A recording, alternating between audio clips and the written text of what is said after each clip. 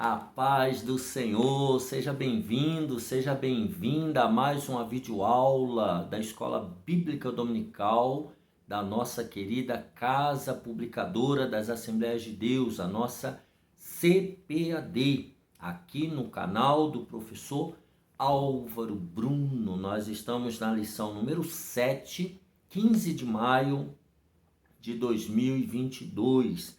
Não retribua pelos padrões humanos, é a lição de adultos, segundo trimestre de 2022. Antes de prosseguirmos lendo o textuário, já deixa aqui embaixo o seu gostei, se inscreva no canal, compartilhe essa videoaula com o maior número de pessoas, para que elas também sejam abençoadas por Deus. E não esqueça, deixe os seus comentários, eles são muito importantes para a progressão do nosso trabalho. Não esqueça também de dar uma olhada na playlist. Se você perdeu alguma aula, vá até lá, dê uma olhada, pense no raciocínio que estamos desenvolvendo, não perca a linha de raciocínio desse trimestre, que é no Sermão do Monte. Vamos lá então, lição 7, 15 de maio de 2022, texto áudio. Não te vingarás, nem guardarás ira contra os filhos do teu povo, mas amarás o teu próximo como a ti mesmo. Eu sou o Senhor. Levítico 19 e 18, verdade prática. O cristão não deve guardar rancor e nem buscar a vingança. Antes, deve vencer o mal com o bem. Dessa forma, ele demonstra que verdadeiramente teve o seu caráter transformado por Cristo. Na leitura bíblica em classe, nós lemos em Mateus 5, do 38 ao 48. Como ouvistes que foi dito olho por olho e dente por dente, eu, porém, vos digo que não resistais ao mal, mas se qualquer te bater na face direita, oferece-lhe também a outra. E ao que quiser pleitear contigo e tirar-te a vestimenta, larga-lhe também a capa. E se qualquer te obrigar a caminhar 1 milha, vai com ele 2. Dá a quem te pedir e não te desvies daquele que quiser que lhe emprestes. Ouvistes que foi dito: amarás o teu próximo e aborrecerás o teu inimigo. Eu, porém, vos digo: amai a vossos inimigos, bendizei os que vos maldizem, fazei bem aos que vos odeiam e orai pelos que vos maltratam e vos perseguem, para que sejais filhos do Pai que está nos céus, porque faz que o sol se levante sobre maus e bons, e a chuva desça sobre justos e injustos. Pois, se amardes aos que vos amam, que galardão tereis? Não fazem os publicanos também o mesmo? E se saudardes unicamente os vossos irmãos, que fazeis mais? Não fazem os publicanos também assim? Sede vós, pois, perfeitos, como é perfeito o vosso Pai que está nos céus. Os objetivos dessa lição: primeiro, avaliar que a vingança não é de natureza do reino. Segundo, validar que o amor é a expressão natural do reino. E terceiro, valorizar a busca pela perfeição na perspectiva do reino de Deus. A palavra-chave desta lição é retribuição. Vejamos então a nossa lição. Primeiro, quando as pessoas nos ofendem, muitas vezes a nossa primeira reação é desejar a vingança. Você é assim? Todo ser humano é, né? Mas Jesus, ao contrário, disse que devemos fazer o bem àqueles que nos ofendem. Olha que absurdo, né? Aos olhos humanos. Ao invés de nos vingar, devemos amar e perdoar. É aí que está a grandeza do cristão. Isso não é uma coisa natural, é sobrenatural. Isso é para gente espiritual. Somente Deus pode nos dar forças para que amemos como Ele ama. Aqui está falando do amor ágape, o amor de Deus por toda a humanidade. Deus ama a todos os seres humanos, ainda mergulhados em pecados. Então, Deus ama o louco, Deus ama o traficante, o bandido, o homossexual, o vingativo, o ladrão. Deus ama todo ser humano, mesmo que eles estejam desobedecendo os mandamentos de Deus, pois eles estão mergulhados em trevas. Jesus já morreu por todos os seres humanos. Agora, essa morte de Jesus na cruz só terá valor para aquele que receber esse presente de Deus, que é a salvação em Cristo Jesus, o Evangelho de Cristo Jesus. Aí a pessoa será mudada, será transformada. Vamos lá. Primeiro, a vingança não é natureza do reino. A vingança não faz parte dos valores do reino de Deus. Primeiro, subtópico, a lei de Talião. Vamos ver, a lei de Talião, olho por olho, dente por dente, pode ser definida como castigo dado ao culpado, fazendo-o sofrer o mesmo mal ou dano que causou a vítima. Então, aquilo que a pessoa fizesse, ela também sofreria o mesmo tipo de mal. Esse era o princípio de justiça visto na lei de Moisés. Então, estava previsto, tá? Se você abrir aí a sua Bíblia de Estudo Pentecostal, a melhor Bíblia, por enquanto, de estudo do Brasil, Êxodo 21 e 24. Bíblia de Estudo Pentecostal, Êxodo 21 e 24. Vamos ver se eu ainda consigo ler. Olho por olho, dente por dente, mão por mão, pé por pé. Então veja que o que a pessoa fizesse, ela teria que pagar com o mesmo sofrimento, né? O sofrimento que ela causou ao outro, iriam causar a ela também. Esse era o princípio na lei de Moisés. É preciso compreender a natureza dessa ordem do Senhor, que não intencionava acerrar os homens a retribuir a agressão de qualquer maneira, e sim colocar um certo limite, não deixando que o vingador fizesse uma execução maior que o crime.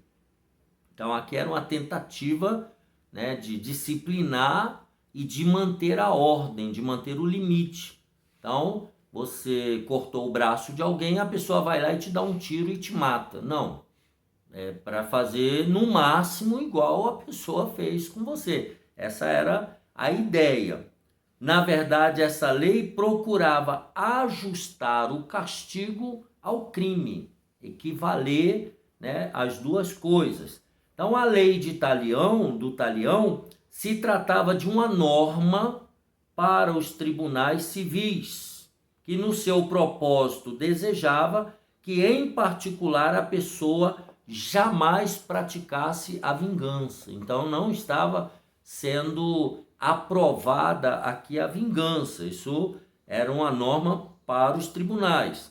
Não há nessa lei qualquer incentivo à vingança pessoal. Pelo contrário, quando uma pessoa sofresse algum dano, era comum que ela desejasse que a justiça fosse feita e que os tribunais administrassem a devida punição. Tá? Então, Levítico, por exemplo, 24 e 14, vou ler na Bíblia de Estudo Pentecostal. Abra aí a sua Bíblia em Levítico 24 e versículo 14. Levítico 24 e 14, que diz o seguinte. Se eu conseguir enxergar, né? Vamos achar aqui o versículo 14. Tira o que tem blasfemado para fora do arraial, e todos os que o ouviram porão as suas mãos sobre a sua cabeça. Então toda a congregação o apedrejará. Aqui está falando do pecado de blasfêmia, que era punido com apedrejamento. Então, depois de feita toda a administração do tribunal, foi constatado, aí partia-se para a punição. Os fariseus fizeram a má interpretação dessa lei, usando-a com o propósito de justificar a vingança ou a retribuição pessoal, descaracterizando-a do seu real objetivo. Isso porque em momento algum a lei de Moisés defendia a busca pela vingança, mas eles a citavam buscando destruir o seu significado original. Mateus 15. A Bíblia proíbe terminantemente a vingança pessoal. Isso está em Levítico 19, 18, Provérbios 20, 22 e sucessivamente. Então, conforme a gente vem estudando nesse Sermão do Monte, os fariseus, eles descaracterizavam a lei mosaica, eles trabalhavam muito com os seus comentários, a tradição, né? É como se fosse uma lei paralela à lei mosaica, né? Isso é grave. O cristão, então, e a vingança. Não pode haver no coração de um salvo por Cristo qualquer sentimento de vingança, nem que seja para com o pior inimigo, pois ele está consciente de que a vingança de tudo pertence a Deus. Paulo escreveu sobre isso lá em Romanos 12, 19. A vingança pertence a Deus. Nenhum homem tem autorização da Bíblia para praticar a vingança. De acordo com um comentário devocional da Bíblia, o princípio de olho por olho no Antigo Testamento estabelecia limites de retribuição que uma pessoa podia exigir.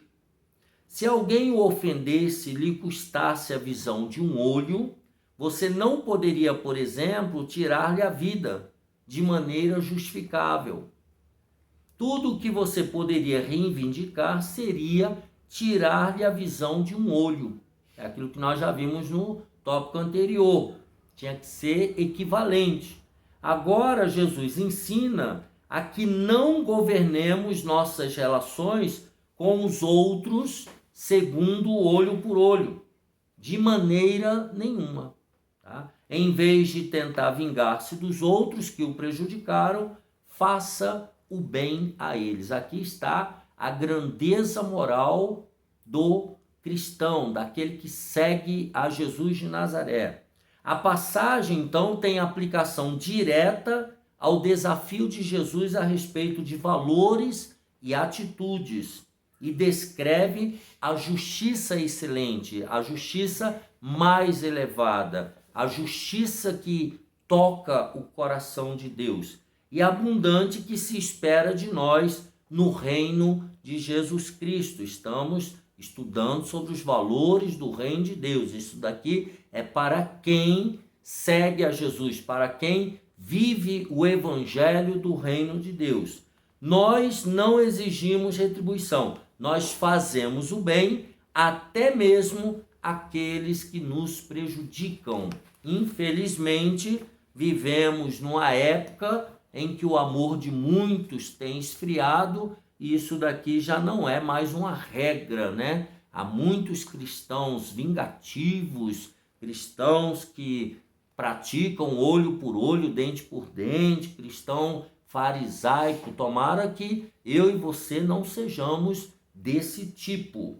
porque aí nós estamos falseando a nossa vida, né? A pessoa que aprende a amar até mesmo os seus inimigos é uma pessoa que viveu o suficiente no reino de Cristo e uma pessoa que conheceu o seu toque transformador, ou seja, é a pessoa que foi transformada pelo Evangelho de Cristo.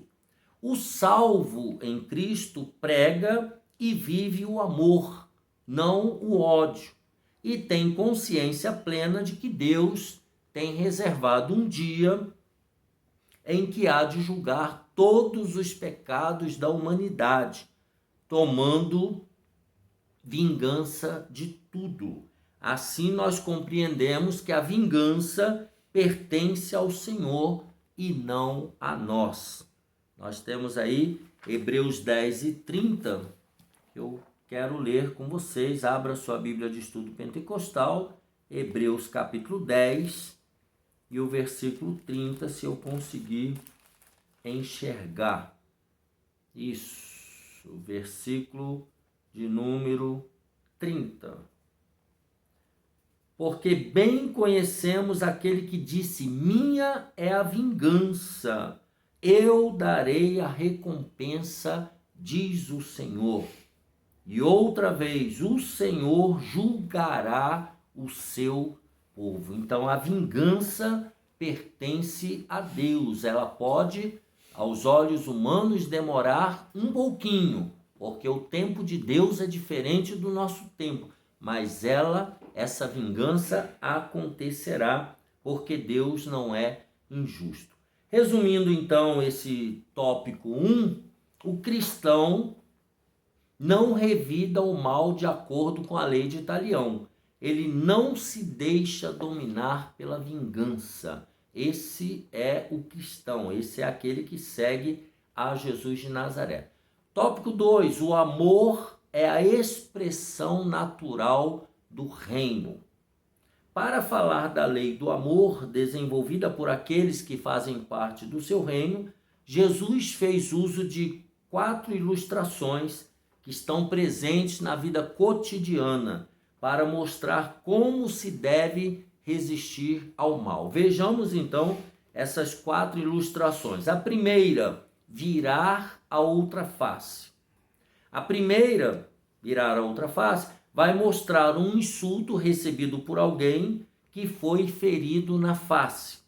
Quando somos esbofeteados, espero que você nunca tenha sido, né? Mas pode acontecer. Ou quando alguém atinge a nossa honra, isso aqui já é mais comum nos dias de hoje.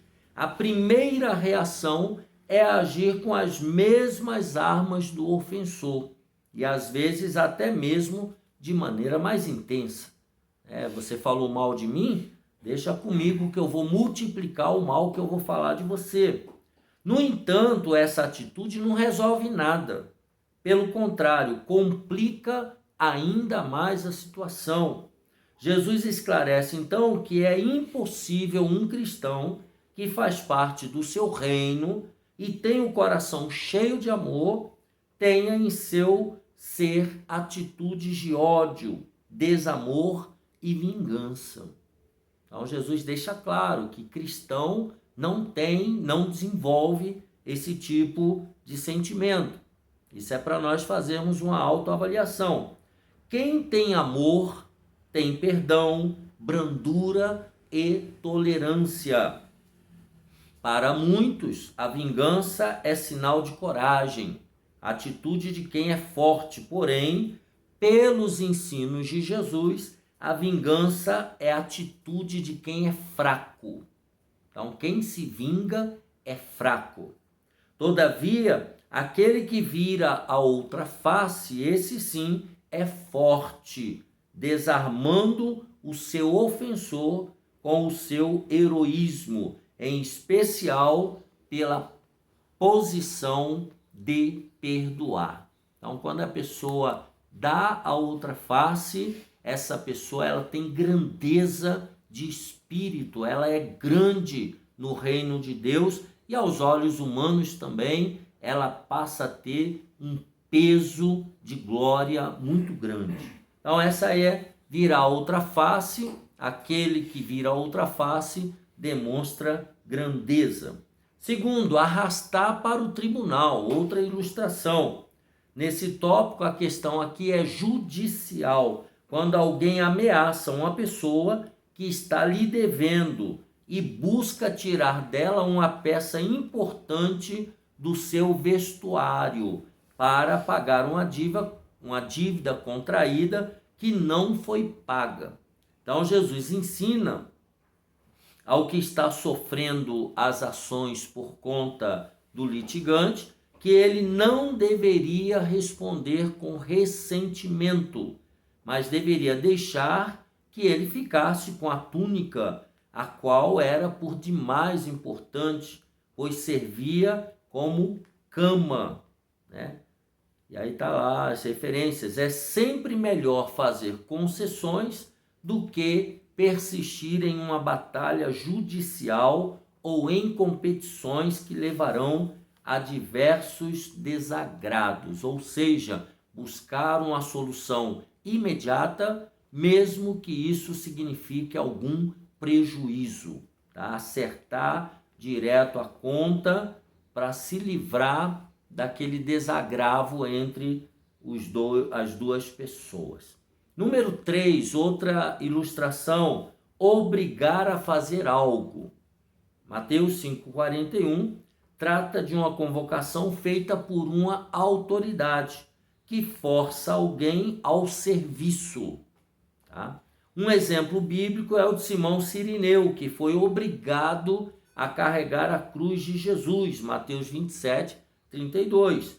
O que é mais forte, por força da lei, por força da hierarquia, pode obrigar sem respeitar a vontade alheia.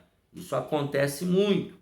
Assim, quando alguém anda a primeira milha, geralmente o faz como obrigação. Entretanto, para caminhar voluntariamente a segunda, só o faz quem tem um novo espírito, uma nova vida e tem os ensinos divinos gravados no seu coração. Então, essa pessoa transformada, ela cumpre além daquilo que ela foi ordenada ou obrigada. Tudo na vida é uma nova jornada, porque se faz com Cristo. Dessa maneira, a caminhada será gloriosa e abençoada, quer seja a jornada do casamento, quer seja a jornada do trabalho ou de qualquer outra jornada. O importante é Jesus está comigo, Jesus está com você e Ele vai junto conosco para nos dar graça e força para essa jornada. Agora com Cristo tudo fica melhor, tudo fica mais agradável. A quarta ilustração é fazer alguma coisa por alguém. Então nós vimos a primeira, a questão de ser levado ao tribunal, a primeira virar a outra face, a segunda ser levada ao tribunal e a outra ser obrigada a fazer alguma coisa. E agora fazer alguma coisa por alguém. Jesus mostra que o cristão que realmente tem amor no coração, quando se depara com alguém que está sofrendo por algum tipo de necessidade, que está em apuros pedindo auxílio, jamais agirá com indiferença. Lembra lá do samaritano, o levita e o sacerdote, que não socorreram o rapaz, só o samaritano?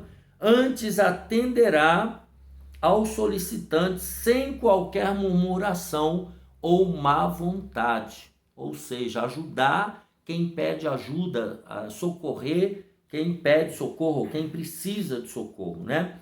Com uma atitude generosa, emprestará sem querer algo de volta. Falar isso hoje em dia é complicado. Esse procedimento só acontece para quem tem o amor de Jesus no coração.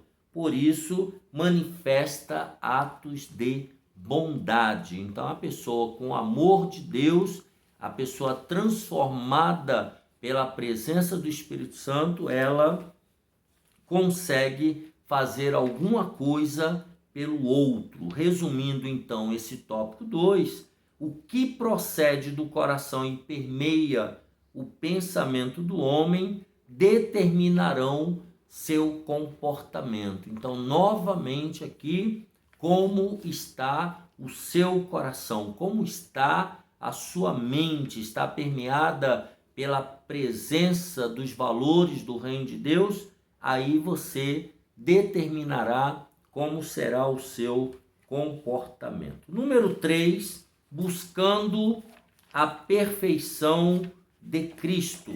Vamos ver. Uma justiça mais elevada. A exigência de Mateus 5, 43 a 48 revela uma justiça muito elevada, incompatível com a natureza humana caída. Então, para o homem natural, para o homem que ainda vive no pecado, isso daqui é quase impossível de ser praticado.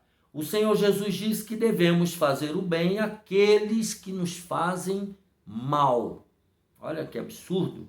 Nosso desejo não deve ser o de manter ou de vingar a dívida, mas o de amar e perdoar, que deve ser o alvo de todo cristão. É um ensinamento divino, um ensinamento celestial. O Sermão do Monte é taxativo. Em vez de planejar vingar-se, ore por aqueles que o magoam. Devemos orar pelos nossos inimigos, devemos orar por aqueles que nos magoaram. Aí você estará muito livre diante do Deus Todo-Poderoso. É uma justiça muito além da compreensão da mente humana caída, né? Segundo, o amor mais perfeito. A justiça mais elevada, o amor mais perfeito. O verbo amar que aparece em Mateus 5,43 é agapau, né?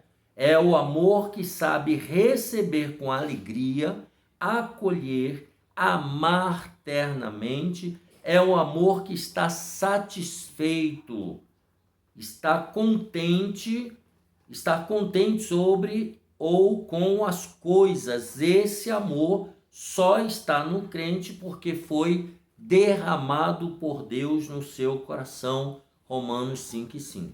Então todos nós temos esse amor agapau no coração, ou o amor ágape no coração. Todos nós temos essa porção desse amor, assim como todos os seres humanos têm a porção da fé para crer em Deus, para crer em Jesus.